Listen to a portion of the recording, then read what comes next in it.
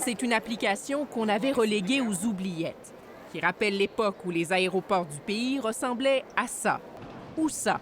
Mais dans un rapport accablant, la vérificatrice générale rouvre la boîte de Pandore et conclut qu'Arifcan n'a pas du tout été géré de façon optimale. Notre audit a révélé des échecs et des lacunes graves dans tout ce que nous avons examiné. Selon elle, l'application a coûté environ 59,5 millions de dollars, près de 750 fois ce qui était prévu au départ. Et la vérificatrice n'est même pas capable de déterminer son coût exact. Est-ce que les Canadiens en ont eu pour leur argent? Le gouvernement a payé trop pour l'application. Ce qui a fait grimper la facture, la sous-traitance au privé, entre autres à l'entreprise GC Stratégie. La vérificatrice n'a pas trouvé assez de documents qui pourraient justifier pourquoi le contrat initial lui a été donné sans appel d'offres.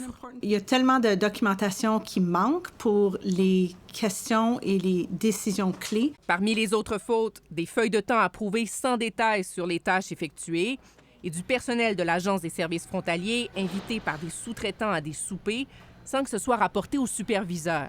On a toujours une responsabilité ministérielle de s'assurer que l'argent des contribuables est bien dépensé. Du bout des lèvres, le gouvernement Trudeau prend une partie du blâme et rappelle que l'application a dû être développée en pleine crise, une excuse qui ne passe pas pour l'opposition. Le gouvernement aurait dû faire les vérifications requises. C'est la responsabilité du gouvernement de gérer les deniers publics.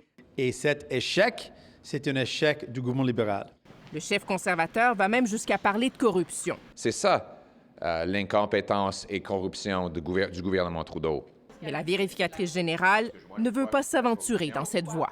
C'est la GRC qui vraiment prend une décision sur des enjeux criminels. En plus du rapport de la vérificatrice générale, l'Agence des services frontaliers a ouvert une enquête interne et des informations ont aussi été transmises à la GRC en lien avec l'application.